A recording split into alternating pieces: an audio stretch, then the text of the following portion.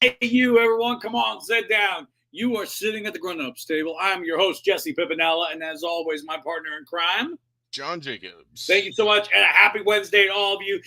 Be sure to drop your favorite Happy Gilmore quote because, man, we are talking about Happy Gilmore 2. And yes, there will be spoilers in this episode, so be aware if you haven't seen it yet. We'll be talking about the plot, the celebrity cameos, the jokes, the silliness, the quotes, even Shue McGavin coming on back, man. So we are going to be talking about that as well. But make sure you like and subscribe to our page. Make sure you share this. And keep in mind, this is a live show, so you can live comment with us, talk with us if you have any questions or if you have a part in Happy Gilmore 2 that you really enjoyed and want to talk about. We want to talk about it with you because every person has a seat here at the grown-ups table. So, John, let's get right into it, man. I know you're sharing the story thing, so we're going to be talking about. So, what was one of your favorite Happy Gilmore quotes? So, this could be from the original movie. Like, what was the quote like when you say you just lay up a smile? Like it would bring you back to the '90s. You would hear that Leonard Skinner song Tuesday, man, just come right back. Oh, terrific! The nail comes out next week.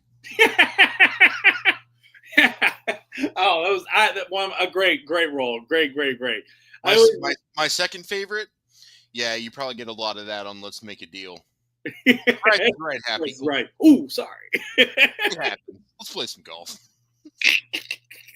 No, those are so. The Grizzly Adams beard thing always gives me a chuckle.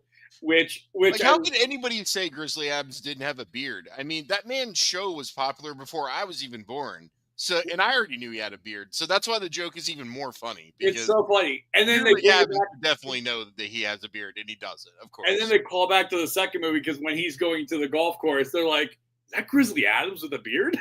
Something like that. They say something of that nature, and it made me laugh. But I think one of my favorite things that I think a lot of the lines that me and my friends will quote all the time was Ben Stiller running the sweatshop out of the grandma's nursing home. This is hand quality shit we're talking about here. Yeah. I just love like, oh, your fingers hurt. Oh, guess what? Now you're pulling double duty. That's gonna hurt now. On landscaping. Anybody else want to pull landscaping duty? No? Okay. Just watching him just totally run a sweatshop is just the dumbest storyline. And it pisses me off because when you stream that movie, most streaming services cut the scene where he kicks the shit out of Ben Stiller. They didn't have that in the theatrical version either. Yeah, I always seen that part. Maybe it's a deleted scene. It's not part of the original cut. It's just a deleted scene. Well, I think sometimes it shows up in the television cuts because there's a lot. Oh, does it? Because it shows up in television cuts. That's when I learned about it. Okay, right? I did not know that. Someone had to explain it to me. You're the second person who brought that up. They're like, well, in the theatrical cut does that because there's like sometimes like TBS and all them. Like I love when they'll play a scene, and you're like, whoa, wait, that didn't happen in the DVD when you buy the DVD, and it's like and I learned that it's like that a lot. Like I know with John Carpenter's Halloween 2, there's a lot of additional footage that makes it onto the TV, but never made it to the theatrical cut. Same as the ABC airing of Superman 3. They added all those deleted scenes they cut out from the theatrical to pad the runtime. So if you only saw it off TV and then you watch like the DVD or VHS and it's different, you feel weird because you're like, oh shit. It feels like the version I remember. Like I never had to buy Superman 3 because I always had it on the VHS recording from 1983 when it was on or no, I think it debuted in like 85 or 86 on ABC. But anyways, regardless, so I just watched that. So when DVDs came out, that was one of the first DVDs I bought was Superman 3. And I put it in. I'm like, this isn't the same one. And this isn't the same, yeah. And that's when I kind of like put it together and I'm like, oh shit. I'm like, so it's not woven into So yeah, the thing with Happy Gilmore is just they were padding runtime. But I think that should have been in the movie because him knocking out Hal is important because he fucked with his grandma and he threw the IRS guy out the window and that guy didn't do anything. He was just following orders. So imagine the guy Hal doing the damage. He should have ripped his head off. Yeah, because like no, that's one of the things. Like I love when Ben Stiller doesn't play Ben Stiller in a movie. Yeah, I love when he plays just a character under makeup and everything. Like, to me, those are my favorite characters. Like that, White Goodman, Tony Perkins, like all these characters. Like, I love that, and that's one of the things I love about the Happy Gilmore movie, especially the original one, is that these are really crazy, distinct characters. Oh, like a cavalcade it's of just characters in these like movies. like it's just like it feels like every extra has a backstory, which is the funniest thing about these movies. Like you watch any other movie and it's just like, okay, you're gonna be man holding a cup walking across the screen, but in a Happy Gilmore movie, it's like, but this is your motivation and this is what you're gonna do. Mm-hmm. But let's talk about our reviews. Like, what'd you think? What was your initial reaction after shutting the movie off? So when the movie like launched, I saw nothing but negativity. It sucks. It sucks. It sucks. It sucks. It sucks. And I was like already kind of expecting that from the little trailers that we got. So I was like, fuck it, and I just skipped it. But then like a week later, my wife was like, hey, I'm seeing a lot of good stuff for as much as the bad stuff. She's like, you should just watch it. She's like, and if it's bad, it's bad. She's like, but just watch it. So I was like, all right. So, and then some people at work were talking about it. So I watched it, and I was pleasantly surprised. Me too. The film, I think they made a good decision by making it more meta. Because then it pulls you into the real world of Happy Gilmore.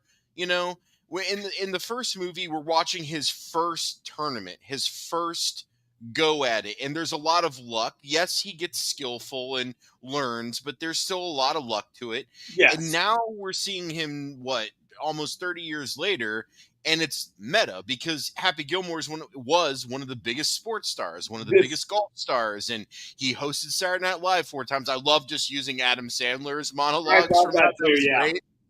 But that's what I'm talking about. Like, so it felt like it was it felt like it was, we gave you Happy Gilmore's origin. Now here's where he is. And like I get that. I think it was. Sorry, I'm getting tongue tied. I don't want to misquote something, but did Julie Bowen like not have schedule time? Is that why she didn't do it, or what? I don't know what it was, but and I know that she's worked with him outside of Happy Gilmore because they did Hubie's Halloween. I think at the end of the day, they wanted it so like, because again, this is the maturity in the Adam Sandler movies, which I know some people say like, wait, the maturity in the Adam Sandler movies. Here's what I mean by that. Like, you look at the first movies, he's a single guy, bachelor. Then he's a father, constant father. He doesn't have to win the girl because he already has a wife, this and that. Now he's married. He's always married. And this movie to me was a turn from his previous roles because now we're seeing this, like, he's lost his wife. You know what I mean? This is kind of like an interesting turn. Like, we're seeing an old man Adam Sandler. And, like, I'm wondering if we're going to get more of this where it's not necessarily about him being the poor schlup who gets the girl. Maybe it's the poor schlup who does well and takes care of his family. You know what I mean? So I don't know what it was, but I know that they wanted to anchor it as he is now the main breadwinner. And she's gone, and that was his compass. Now his compass is gone. His happy place is gone, and they were trying to, I think, really create a reason to bring Happy Gilmore back, which I think it does a service to the character because you don't want to just make a sequel for the sake of a sequel. You want to feel like it. Like if you're going to bring Happy Gilmore back, this is a great reason. If you're going to bring him back to golf, this is a great reason. And it's interesting because her death mirrors his father's death in that sport that he loved killed him, and then a sport that he now loves killed her. So it was a mirror, that reflection.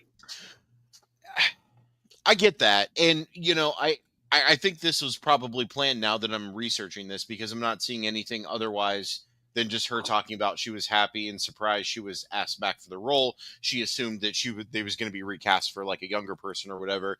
So it doesn't seem like a scheduling thing. It just seems like you said, this is what they wanted. And that is actually my biggest complaint about the movie. I hated it.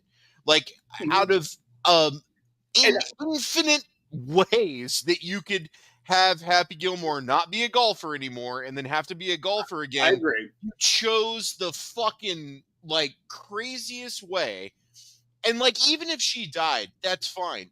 But like plunging him into alcoholism and making that a actual mechanic to the film, it took me away from Happy Gilmore. It took some of the And comedy away. I could see It that. took away the golfing.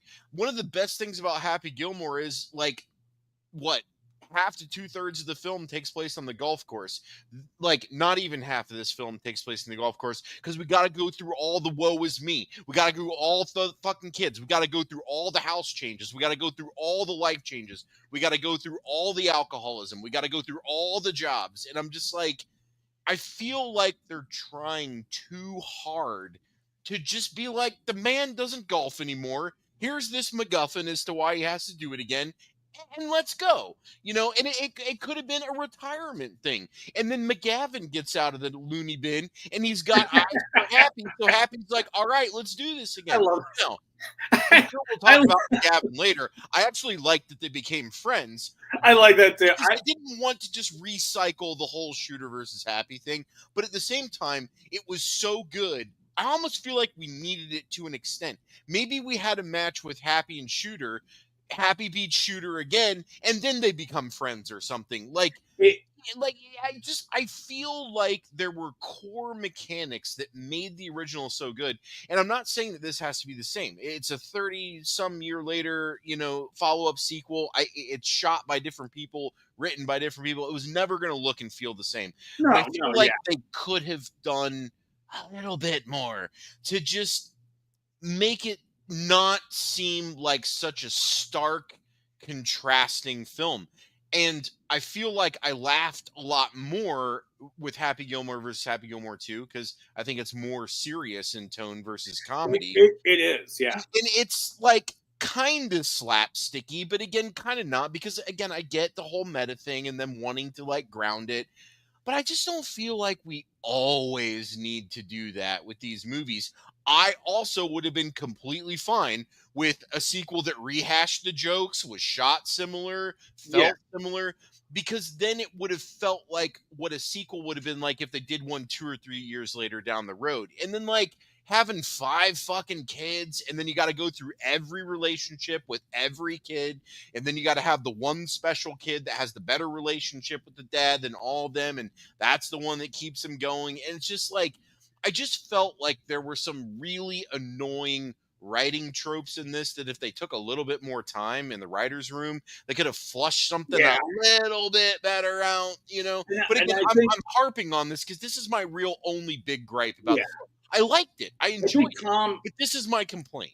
Tom brings up a good point. I think that answers it because I think it was Sandler has always been a guy who wants to give cameos, small absolutely, roles, and he did a great job with that. Yeah, and I think that is because, like, if you look at a lot of the criticism in his movies, there is a lot of cameos. There is a lot, and it's because I mean, like, I will give it to him.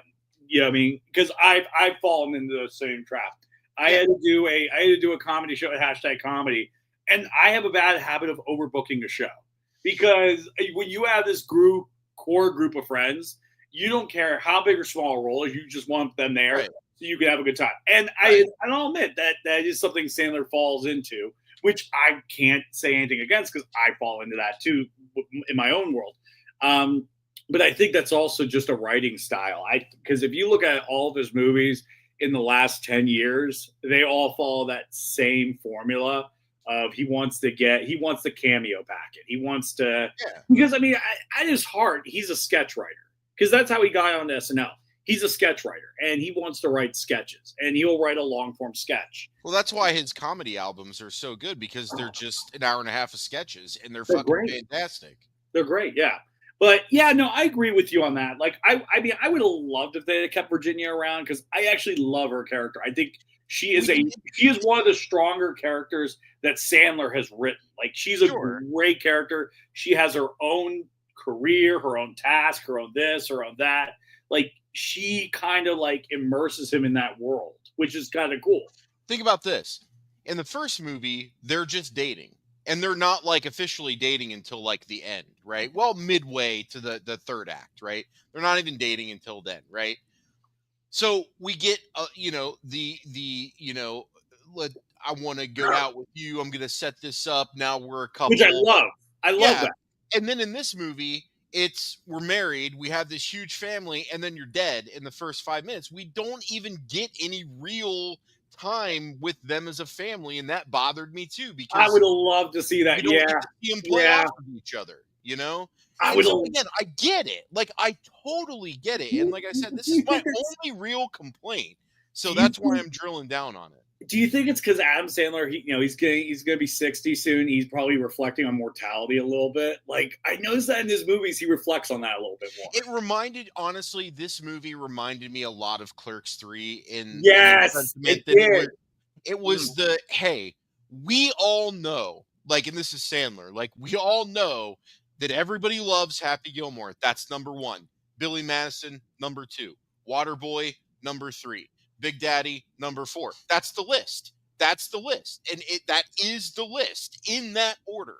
No, it is. No, I was cracking my neck. I was cracking my neck. Okay. Like that is the order. I mean, I think Wedding Singer deserves the kiss of the ring. I'm sorry. Let's swap. I would swap Big Daddy with Wedding Singer. Sorry, I forgot Yeah, about Wedding Singer. yeah. But, Well, so, nonetheless, like this is the one, right? This is yeah. the one. No, this And this so, kicked it off. I'm fine with them doing the love letter to it. I'm fine with them giving love and setting up the characters, saying goodbye, that type of thing. I doubt they're going to do another one, just like they doubt they're going to do another Clerks. And that's what it felt like. It just felt like he was like, I know everybody loves this movie. I know that everybody loves these characters. Let me give them a little bit more about it. Yeah, I'm like making it a big deal with this whole thing. But like I said, I keep saying it. It's my only real, actual complaint is just kind of the design of the plot in terms of the mechanics that get him back into golfing. So let me ask you that's like my complaint. Well, how would you brought him back into golf? I don't know. I don't have an answer. Because it could be anything. Right? So like I kind of said earlier, you could have had he just retired, right? To be a dad, his skills erode. Shooter McGavin gets out of the loony bin and comes gunning for Happy, and he's got to learn how to golf again to beat McGavin. He beats McGavin, and then the new villain is revealed. Oh, hey guys, congratulations on first and second place on this tournament. My name's douchebag number 5, and we're going to taxi golf, and it's going to be this whole thing. And to start it off, it's going to be us versus you, and then that forces them to do the team up, and then the rest of the movie happens, right? So like, and I'm just pulling that out of my ass. No. I get what you're saying. I mean, they could have done anything. I just feel like the whole trying to make the alcoholism real and having that dominate the film just pulled me down a lot is all. Yeah. And I think with comedies, I mean, that's a trend that's occurring, but I think we're going to be steering out of that trend. And I'll save that for later in the conversation. Yeah. But let's talk about some of the nostalgic cameos, the callbacks, all that stuff. Like this movie was chock filled with them. I think one of my attention to Darth. He's asking for it in the comments section. What is he asking for? Darth wants attention, so we need to give it to him. All right, hey Darth, how you doing? Big Daddy was great. It was. Yeah, it was. I mean, Wedding Singer's better, but yeah, I like. Oh, dude, I can't. No, don't even. I love Wedding Singer. I will die for Wedding Singer. No, but, man, that was the movie where Adam Sandler made me bawl like a bitch. I mean, he cared about the kid, sure, and the courtroom scene was moving, but no, wait, when the guy takes the kid away. Oh yeah. Dude. And he says, "I wipe my own ass." Oh my god, it's so funny. You're crying. Just be like, "Hey Max, why don't you go sit on someone else's head and kill him? Give me the kid." Which that Rolodex of villains. I do like that. But I have a question actually. So, with bringing everybody back, what the hell is Alan Calvert doing? Why was he not brought back as the homeless caddy again? I kind of was wondering the same thing too, because they just left that whole thing out. And I love that guy. They're like really good friends, so I don't know why he wasn't in it. You gave fucking crazy ass Rob Schneider 3 minutes of screen time, but you can't get Alan back? Like, what the hell is that? I wanted Alan back so badly because Alan is like one of the most cult cult Adam Sandler characters. Yeah. I mean, especially with Grandma's Boys, which we've talked about on the show, how it's a work of art. Beautiful film. It is a beautiful film. It really is. I would no. I will always. I always agree. Any Adam Sandler movie should always have a dose of Alan Covert because he either plays the perfect asshole, yep. or like plays the nice, friendly, happy guy. Yeah, or the really dim-witted friend. Yeah, I mean, like he plays it so well, and he does good in the Adam Sandler albums too. Like, he's great in there. Skits, yeah, like he does a really good job with the characters on those skits. Like he's such a piece of shit in Anger Management. I love. Oh yeah, dude. Yeah. It's just like you just want to choke him out. Like he is so.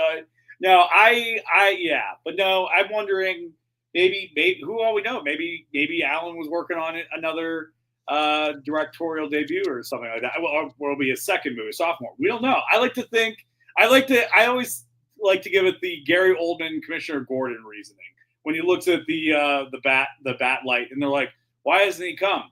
Well, most likely because he's busy. It's like I'm thinking like maybe he's out there making more comedy gold. Who knows? But oh yeah, what was one of your favorite? And I ask everybody who's watching the show, what was one of your favorite cameos in this movie? I'll go first. I love the Eminem one, and I want them to release the hour of footage they filmed with that man. I want that hour of footage. I heard this is kind of lame. This is kind of lame. From what I'm reading is that they wanted him playing golf on the tour and having the caddy to be more practical and support strategy, and they felt like Alan Covert's homeless guy was too much comic relief. See, that's what I'm talking about. You're focusing a comedy film so much on grounding and realism that you're taking out shit that you're losing an opportunity on. Again, this is my only complaint, right? Yeah. So it's just like, why would you do that when he could come back and deliver that performance again? You know? We'll never know. We'll never know. But let's get back to the cameos. Like I said, I want them to release the hour of footage with Eminem. They've kind of been teasing like 3 minutes here, 3 minutes there, and it is wacky. Just like release the Eminem cut. Release the Eminem cut. Release the hour of footage and put it all back in the movie. Because like he's just a weird. It's so weird. Like this is Slim Shady, who is also like this is like he's such a dead. Like that's what I like about Eminem. He could play this like dark hardcore rapper. You know what I mean? Like, and then he could be this silly fucked up rapper. And, and he can flip that coin at any time, and both are believable. Which I think, to me as an artist, I think that is so good because that makes you so versatile. And like, I just love when he's mooning him randomly at a golf course. Like, yeah, and he does that stupid laugh. God damn it. Just so stupid. And he has the stupid hair swoosh. He has the same hair as Fogarty when he was playing the character. Like it was just so dumb. I was like I love. That's why I love those cameos because like I love when because also it's like it's fun to see these characters just be like not take their shit seriously and just be goofy, especially like when you see the sports announcers just doing the crazy, just like that's why I wish it was less of the realism so we could have had more of that. Yeah, well, I mean, like I said, and that could be the difference between, you know, when Tim Hurley and Adam Sandler were writing, maybe it was a difference in how they wanted the script to be and whatnot. Yeah. Who knows? Who knows what it might be? But at least we got, at this rate, as long as it got some laughs, it was, you know, kicking up the dust a little bit on stuff, making us, because I agree with you. Sometimes with comedies, I forget, like, giving, like, an extraordinary background on stuff isn't as necessary. And we can kind of go over to this conversation I wanted to talk about. Like, is comedy coming back? We're seeing a high influx of comedies that are getting more. Like I started to see the Naked Gun movie, which was hilarious. I think that's going to be the trigger. If we're going to get back to either like 80s, 90s slapstick, or if we're going to get back to, 2000 to 2010, like just straight adult comedy type stuff, Mhm.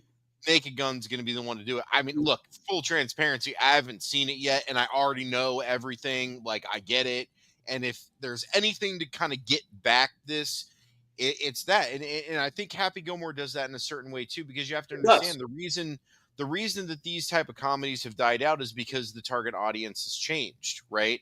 And so if you want to get these type of comedies back, you have to appeal to the older audience. Now, I'm not saying the younger audience doesn't know about them, can't enjoy them. They absolutely can. But it is that audience that is somewhat responsible for the decline in those type of movies, because that's not what they want and what they're seeing.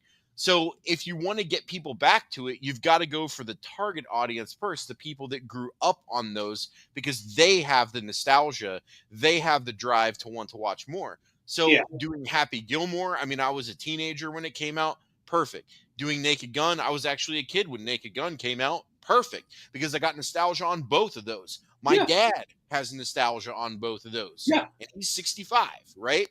Yeah. Well, just turned 66. So I think that just these two movies in particular are doing that and could be a kind of a starter or a mechanism for more, but you're going to have more studios take a chance. And it's crazy that you have to position it as they have to take a chance on comedies that for decades have already demonstrably proven people want them.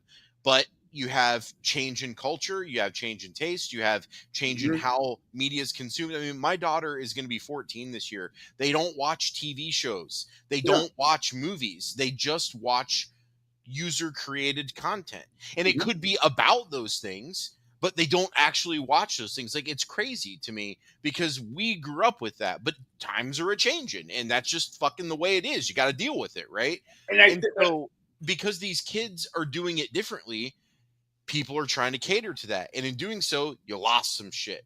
You can get that shit back, but you got to bring it back the right way. And I think they are currently on track to perhaps get some stuff coming back. Yeah. And I think they will. I think what it is that it's just that studio films need to stop doing this. The problem with studio films, in my opinion, based on everything I've seen, they always want to be second to market, never to first, because first means you can risk losing the bank, and you don't want to blade of grass is first to get cut by the lawnmower. Yeah, but so basically, the long story short is that they're afraid to take a risk, and they have to. And I think when you take risk and you do it, like there's a scene in Naked Gun, the new one, where everybody who read the script said the studio is going to try to cut this scene because it has zero to do with the movie. And everybody said, don't let them cut this. You let them cut this, the heart of the movie goes out. And when I found out and I know what the scene is, I was blown away. But like, I also understand, like, if you're going to cut a scene, you're going to cut that scene. But I feel like cutting that scene would have ruined the movie at the same time, even though it has nothing to do with the movie. Because at the end of the day, comedy is just supposed to make you laugh. You don't have to have this crazy, intricate plot and whatnot. It's just laugh, laugh, laugh. Like, look at the greatest comedies of all time. They don't have the most extensive plot lines. Ghostbusters does not have the most complicated plot line. They got fired because they're interested in ghosts. They go into business, become Ghostbusters. They uncover a thing that it's going to cause the end of the world. End of story. That's it. Yeah. That's all it is. Yep. They don't get too crazy in what they're doing because at the end of the day, they wanted it to be funny first. But look what happened when they tried. Look what happened when they tried with the two newest movies. They did more. They tried to go deeper, and they weren't as good because of that. They did stupid things. They had characters doing out of character things, and they weren't as good. And that's just because I think sometimes studios overcook. They overcook, and then they go, see, that's why comedies don't work. And it's like, no, because you've got a bunch of you fucked with it. That's why it didn't. You get uncreative people in the room, and they fuck with them. Because like the bigger a studio movie is, the more investors, the more notes you're going to get. Also, that's why you're seeing all these independent small comedies doing so well right now, because there's not a lot of notes that need to be taken, and they can take the wild risks. Like me and my wife, we saw a movie earlier in the month called One of Them Days, and the plot is so ridiculously simple. Two women have to pay rent. The one woman accidentally lost her rent to the ex-boyfriend who stole it, and they need to track him down and get it back. That's the plot. Yeah, I mean that's a good comedy film plot. It's nothing. They're not reinventing the wheel with the plot. This is a plot we've seen before, but it's what you do with the plot. That's what comedy is. Because talking about your relationship on stage, like for me, that's been done before. It's been done 1,000 times. But what makes it original is like, how are you going to do it? Yeah, what's your story? Your take? What are you going to bring to? And that's the thing. Like because Naked Gun, the plot is barely there. The plot is barely there to the point where they joke about it. But that's the thing. It doesn't necessarily need to be there, though. That's the thing. But that's what I mean. It's Naked Gun. They literally make fun of the fact that it barely has a plot together because I don't want to reveal the joke where they really sting it. It's so funny. I think I already know it, but don't, because I want at least a small degree of surprise when I do go see it. Because I'm going to in the next couple of weeks, so I'd like something to be still a surprise. But I'm well aware of the film and everything. So. Naked Gun worked because they knew they had to be funny first. Before the plot, before the acting, before everything.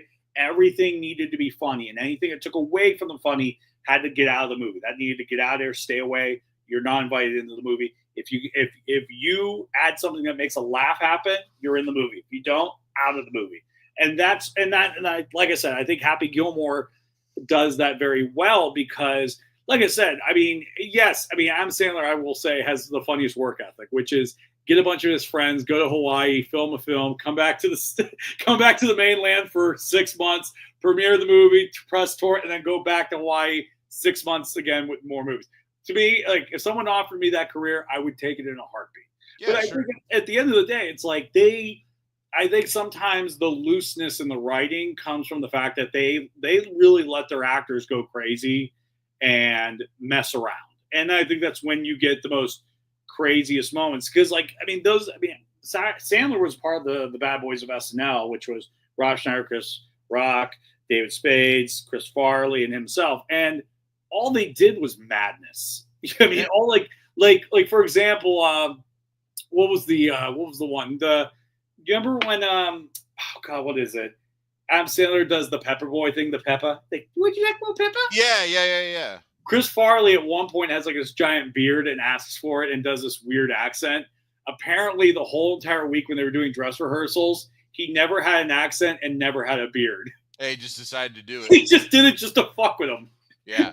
I know they fucked with each other a lot. Like, there's a whole thing about the van down by the river. The reason that David Spade was laughing is because Farley was overselling it and overacting it to David Spade on purpose. Because I think there was a comment made or a bet made about how he couldn't break him or something. So he was like, okay, and then he just went hard on it, and dude, he could not stop laughing the whole. And that table wasn't breakable.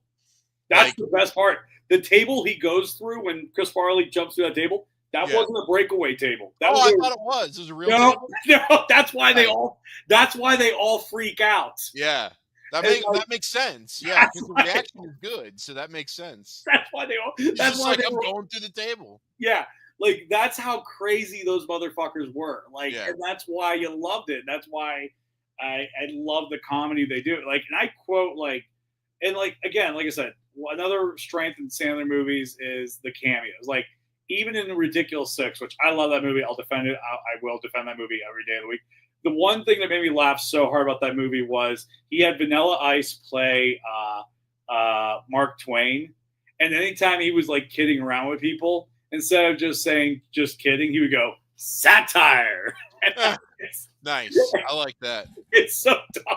It's so stupid, but it's like some of the stuff, it's like you watch a movie, you could tell like what was written sometimes. And then there's other times where you're like, they were fucking around and that's how it came about. And that's I think that's when you get some of the best comedy where you're okay with going, okay, here's the plan, but now we'll film it and then we'll see if we get something else out of it. And I think that's the fun of this film is that I felt like it had a lot of those moments because you had It what did. was it? Ben Safi. He was the guy who started Maxi Golf. Like Ben Safi is like this acclaimed director in our world. Yeah, I mean he's like an A24 darling. He's the But main they had villain. him playing this douchebag from Maximum It's Art, so whatever the fuck it was good. called. It's so good. It's so good. I It's mean, like, getting Haley Joel Osment was a really good decision, but dude, I I love think it. I think my favorite cameo though is what I wanted and what I told people from the very beginning. If they want to even get me to watch this movie, I need an updated shot of heaven that includes Mr. Larson Yep, with the nail, and they delivered. they They deliver. fucking delivered on it, and I was like, there it is. I was like, they did it. They did it, and it looked exactly like the image in my head I had Yep. of it. Like that whole shot with everybody up there, including him with the nail. That was the entire shot that I had pictured in my head. And I do also like when McGavin and Happy are fighting in the graveyard, how they had All the all of them. cameos. And I was like, there we go. Like, so you doubled it twice. You gave them the honor twice. And so that was a big part of it for me. And that was like 2 scenes worth of content.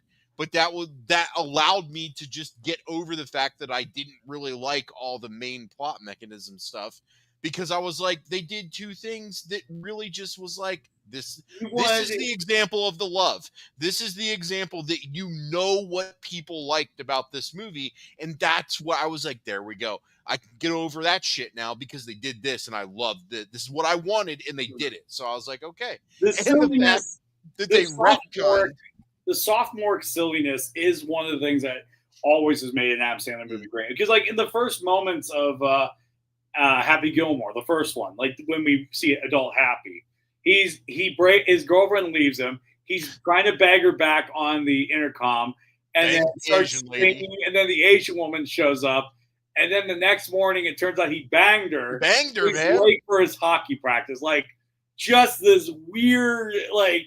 It's Happy, dude. This is life, boom, man. Boom, boom, boom. He's trying to be a hockey player. This is what he goes through, man. Yeah, it just, and that's like what that was like. That's the sophomoreness of it all. Yeah. Like this character, and like every time he would hit the golf ball or the puck, it always had that weird rocket aerodynamic sound, just ridiculously stupid. You hit that guy. You hit that guy. Yeah. Should be standing there. Yeah, but yeah, no, but yeah, no, I loved, but like I love the snarkiness of the '90s when where Chubbs is telling me, yeah, I wanted to play football, but my mom made me play golf, much safer sport, and he looks at the hand and goes, good call. Well, I like Chubb's son, even though they didn't really build up him. He could have been a much better character if they just did 2 scenes of build up before that. I would love to see more because, but I still loved it, and it's not even anything he said. He looked perfect. He right? did. He looked great. He's great. Looked like he could be Carl Weathers' kid. Like, oh, it was wait. perfect. Okay, and then. Wait. But there's something important I need to bring up. This answers a question you had earlier in the show, and I forgot to say it. The script was heavily changed. The script was written at one point where Carl Weathers was still alive. Yeah. So I'm wondering if a lot of those changes it could have been. I mean, because it might have centered more around he and Happy, like that. Yeah, could have been which the I could get like having. Dude, I would have been all over that. Like Carl Weathers. He was senior Carl Weathers with senior Happy Gilmore doing a bro comedy. Oh, dude, I would have been all over that. But I love the fact that, like, so in the original Happy Gilmore, it's just so obvious Carl Weathers is just holding a fake hand inside. Yeah, oh, it's so obvious. Like, they didn't even try to hide it. And that's part of why it's so funny. But they did the same thing in this with his son, but it's even more exaggerated. And they didn't try to hide it. And I'm just like, this is hilarious. Like, I love it. Dude, it's so long. It is so long.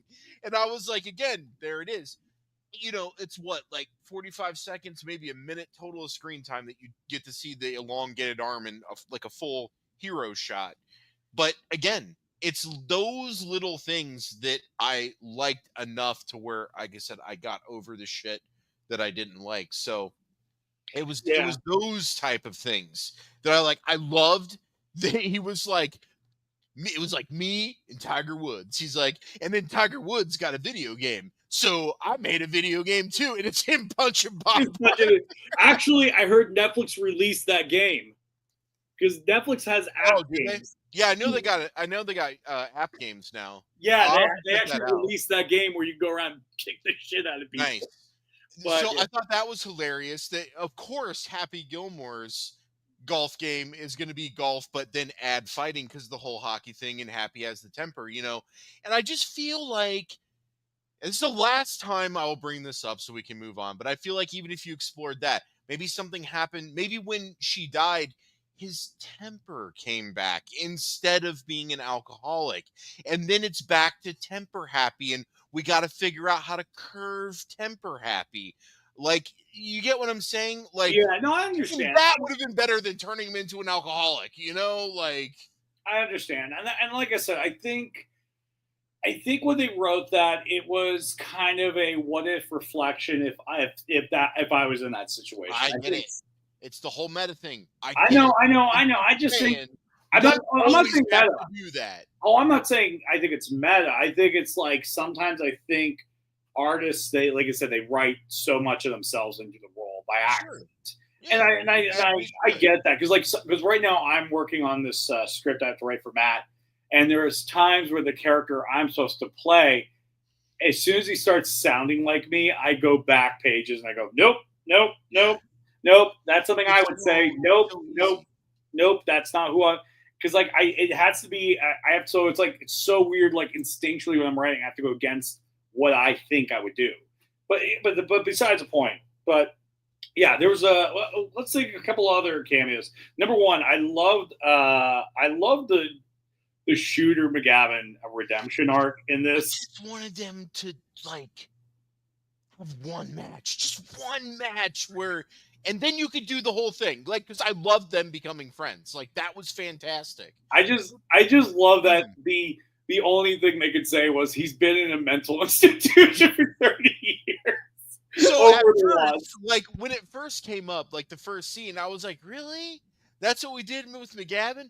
But it was funny because it reminded me of Ace Ventura, when he goes in disguise to the mental asylum where Ray Finkel was, and he's dressed as the crazy football player, and the doctor who's assessing him is talking to Courtney Cox, and he's like, he says to her, meaning his assessment of the Jim Carrey crazy character, he's like, he really seems to be having a hard time letting go of the game. Yeah. And so at first, when it was Shooter in the, I'm like, what is this bullshit? But then that just clicked in my head, and I heard that quote. I was like, "Oh, the Leo! Oh, there it is! I was like, "We're doing that." So I was like, "Okay," and that worked. Then it worked for me because I was like, "Oh, okay." Because of course Shooter stole the jacket. Of course Shooter got his ass beat. Of course Happy beat him and embarrassed him. Shooter went from having everything to having nothing, and it was publicized on television. He was done. It was exactly what he was trying to do to Happy had to him. Of course he could have a hard time letting that go and go crazy. So once I accepted that, then I was like, all right, this is great. I love it. But I think the only way you can accept that is based on the performance that he gives. Yeah. Because if he doesn't give the performance, then you don't believe it. But just how tickish he is, and it's just ridiculous, and just how unhinged he is from the very beginning. It makes you go, oh my, because when I rewatched the movie, I rewatched the first one after I watched the second one, which is sometimes I do that. I did that too. And I was looking at it and I was like, Shooter has always been this unhinged. It's just it was dressed up very nicely and he was successful, so it comes off as eccentricity. But the dude hired somebody to hit Happy with a car on TV. That's mentally ill shit. Or he said, buying his grandma's house, who was who was evicted from it by the IRS, an old lady, and his answer is A, I'm going to turn your bedroom into a trophy room, or B, I'm going to burn it down and piss on the ashes. Yeah. Like, that is not a stable human being. No. Not at all. Like, so like when I watched it again, I was like, dude, he's a sociopath. Like, Yeah. and So it makes sense it that makes he would, so because of course Shooter McGavin got committed, right? Like, and like that's how I kind of felt like about everything. Then once that clicked and I accepted, I'm like, well, of course these characters are going to be here now. Of course, Mr. Larson missed the nail so much that he had it put back in his head. I But love then that. he rolled over and it pierced his brain and he died. Of course, Mr. Larson did that because he was Happy Gilmore's #1 fan. But that's what he had. And when the nail was gone, Mr. Larson's identity was gone. So he had to get that nail back, but it cost him his life. Yeah, it cost him his life. But just it was just such a I love those moments. I love those like That's what I little funny loved about this moments. movie is it was once it just started jamming, and then you had the whole third act, right?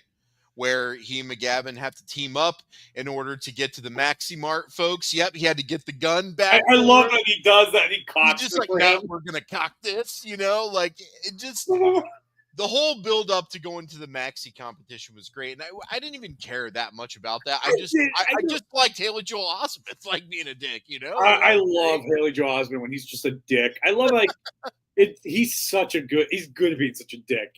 But yeah, no, I know some people had some issues with that. I didn't. I was dumb. just like, I mean, I admit it was dumb. I just didn't have a problem with it. yeah, it was dumb. But like, but for me, I'm just like, yeah, but like. That's what they set up for this This is world. what they set But up. that's I'm what like, we're doing. I'm okay We with it. are changing certain things. Yeah. We are making things different, right? So Yeah.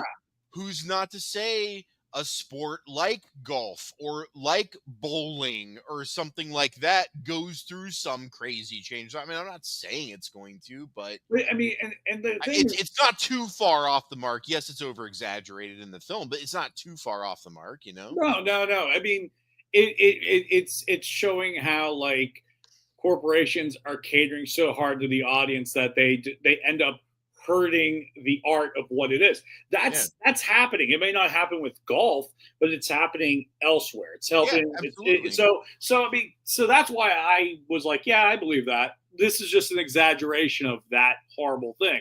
Yeah. Maxi golf is the crowd work reels on Instagram that hurts stand-up comedy. You know what I mean? Like that's because then everybody goes that's like the comedian, then you go to see him and you're like, oh yeah. It's like, oh, so it's not just an hour of him doing crowd work. Like, no, that video was just like a minute or not even a minute. But yeah, no, the movie was a lot about change, and I really enjoyed that. Yes, you're right. Definitely. I would agree with that. That's a good way of putting it. Yep. It was uncomfortable change, and it was fun. And I'll tell you what, Bad Bunny, or not Bad Bunny, what's that guy's name? The guy who played Oscar. What's his name? I'm messing his name up. Holy shit. I had his name, and then I I said that, and I'm like, that's not his name. You are an idiot. Oh, no shit, it is Bad Bunny. I'm sorry, I'm an idiot. It is him. Okay. Yeah. Okay, I was right. I don't know why I was thinking. Then his cousin Esteban. I really liked those guys. I really did. I like we talked about how we wanted Alan, back, but I really liked those guys, and I thought that they did. I wanted to make sure I mentioned that. I did want to bring up that I enjoyed those two characters, especially in the third act towards the end when they were doing all the Maxi golf stuff. I really did enjoy the two of them. Yeah, and I love the ending when they're on the spinning thing and they're like, all right, throw me the driver, or throw me the putter, and it goes straight up in the air. Yeah. All right, let's try this again. Let's try it again. And at that point, like, I understand that some people could say a shark has been jumped, but also I don't think they were not trying to not jump a shark either. You know what I mean? Like, Adam Sandler, I don't think they were, but they didn't care if they did. They didn't care. Like, they knew what they were doing. Bad Bunny, Adam Sandler, I would agree with on that. a They definitely spinning golf course. You're right. While you have one of the best directors of our time in this weird makeup thing, pressing the button, going, like, at some point you have to look at all that stuff and just crack the fuck up laughing. Yeah. Like, this is so weird, and I love it. And No, like I think that's what I think I miss in movies. That just that moment of like, we're just gonna make something odd and kind of a bit anarchist Mhm. to what movies are quote unquote supposed to be. And I kind of I miss that. I miss that. Like, I mean, in the '80s, a lot of movies were like that. A lot of movies Yeah. were just kind of like the rules were being broken. I mean, like Beverly Hills Cop. I mean, Axel does not like the amount of laws and rules and Oh yeah, everything dude. there that are broken throughout that whole movie Well, is look at all the '80s TV shows that I love. Like Magnum and Knight Rider yeah. and Airwolf. I mean, all of them have multiple felonies every episode, Multiple, yeah, and it's just like, nope, not a big deal. We're yeah, good. but it's the universe they set up. Like this is the universe where it's okay. This is kind of Right. what we've been talked about in the This is past. okay. Yeah, When we exactly. talked This about is with okay. Superman. With Super, this is kind of what we talked about with Superman. Superman's like this is the comic book world. Okay, Yeah. of course Lex has a kaiju. Yep. Okay, why wouldn't he have one? Right. Why Why would wouldn't he he not? have this? Like, of course. Like, it's like so. It's like they don't take one moment to explain it. It's either you accept it or Yeah. you're watching the wrong movie. And this is Yeah, that yeah, movie yeah. That's a too. good way of looking at it. Yeah, this is that movie too. Like, of course, Adam Sandler and Bad Bunny are on a revolving golf course. You accept it or you're watching the wrong movie. And This is maxi golf, man. This is what it's it's all maxi about. golf. Yeah, it's maxi golf. What it's Which, about. which I'm not gonna lie, I kind of wanted to play it. It looked kind of fun. I don't know, man. 7 holes for 5 hours? That sounds awful. You have the option to drive in the car and pull over shots. I was like, so it was so funny. Like I realized as I was watching them play maxi golf that I was the problem because I was the people in the show, the movie that were like, this is the better golf. So you were talking about the playing the polo with the ball and the golf carts. Do you remember those Leslie Nielsen movies from the 90s, Bad Golf and Bad Golf like My Way and Bad Golf Made Oh, Easier? that was his books. I guess he had like They had video. videos, but they were like infomercials. You couldn't like buy them in stores or anything, but the library behind my house had them, so I rented them all the time. Those were great films. You should watch those. I'm sure they're on YouTube or somewhere easy to I'll find. find them. It's Bad Golf Made Easier and Bad Golf My Way. Yeah. Dude, they're just like the Dorf on sports, like Dorf on golf. Like they're like that, but it's like Leslie Nielsen. And there's one segment where he calls it Speed Hole, and it's complete the hole as fast as possible. And they're essentially just playing polo as they I love drive the carts down the I love fairway. it. They're just poloing the ball as they go. But also like I said, it's just like I like going back to Leslie Nelson, like just like his genius and being able to do stuff like that. Like there's something he did, Geauga Lake, which used to be in Oh, Cleveland rest years in and years peace, ago. Geauga Lake got screwed by the corporation. Let's not talk about it. Oh my god, Let's not it's talk still about it. hurting people's feelings today, and it happened like 10 years ago. I don't. Let's not talk about it. It's gonna piss me off. It's gonna piss me off right now. Let's not talk about it. But See? point is, I See how remember mad you got right there? I what get it, man. I was I just saying, got. see how mad you got? Did you really had a Leslie Nielsen ride? No, I didn't. Oh, okay. So here's what it was. It was a 4D movie. Okay. It wasn't a ride. But it was a 4D movie. I know what you're talking about. Where he plays Captain Lucky. He's this villainous captain who's going back to his island where he has treasure. But this is also the same island. He stranded a cabin boy who has now set up Home Alone like traps to capture the pirates and get revenge. And it's just it's funny. Like, is it perfectly written? No, but it's Yeah. But I didn't expect to go to an amusement park and then see Leslie Nielsen as a pirate. You know what I mean? Right. That's the I was last thing like- you think of. It's the last thing I'm going to think about. It's like, but again, that's the world we were in. But yeah, going back to Happy Gilmore. Happy Gilmore is another example where I think audiences, we want to laugh. We're ready to laugh. But I think the biggest thing is we want decent comedies. We want actual good comedies. I think a lot of the movies that have been so-called comedies aren't really comedies right now. What I mean by that is you'll have the dramedies that will lean on drama. So if the movie's bad, if the jokes are bad, they can go, oh, no, it's a comedy. Then you'll have the action comedies that are more action, not that much comedy. but it's not actually a true comedy. I think the closest we got to a big theatrical comedy in the last maybe 3 years, I would say, is Barbie. Yes, it's an IP, but it's a movie that's a comedy. It's a comedy. I You don't. didn't think it was a I comedy? don't. I think Barbie is actually a drama, I would concede to a dramedy, but I think it's a drama. I would go comedy, man. I don't think it's a comedy because it's. We should do an episode Barbie Revisited. I would do this episode. I feel like the message that the film is trying to convey and send is a serious message, and while they're And I think presenting it comedies through can the do lens that. of Barbie, which I guess is the comedy, I think the comedy is like third or fourth, and I think drama's like one in terms of how it's layered.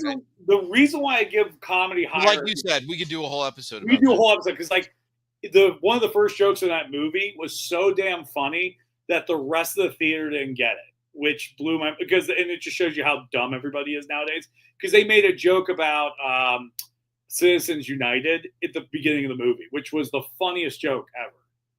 Because what happens in Barbie Land, they have the Supreme Court, and they outlaw something that is Citizens United for us, which is the whole idea corporations are people, and then they can give endless amount of money to candidates, and they outlaw it in their world, and they go, thank God, could you imagine a lawless world that would allow this law? And it just made me laugh so hard because I was like, yeah, we're the lawless world. I mean, sure, and I'm not like gonna die on a hill, but I don't think it's a comedy.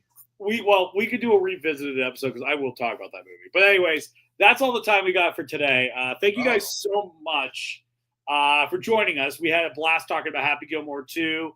Thank you for guys commenting, and keep commenting, keep watching this video, share it. If there's something you like to see us talk about at the Grown Up Stable, let us know. We'd like to take requests because we like talking about a bunch of stuff, and hey, you're always invited to take a seat here at the Grown Up Stable. Tune in next week. We're back Wednesday 7:00, man. You can watch reruns on YouTube, and like I said, we're gonna come up with some great shows. And also I'm excited because we're getting close to fall, so I'm really happy to re-enter our Halloween shows, which are our craziest episodes, and we'll have to get talking about that. But basically, until then, I'm Jesse. I'm John. And you've been sitting at the Grown Ups Table. Thank you, and have an awesome night, everyone. Take care. Thanks for watching.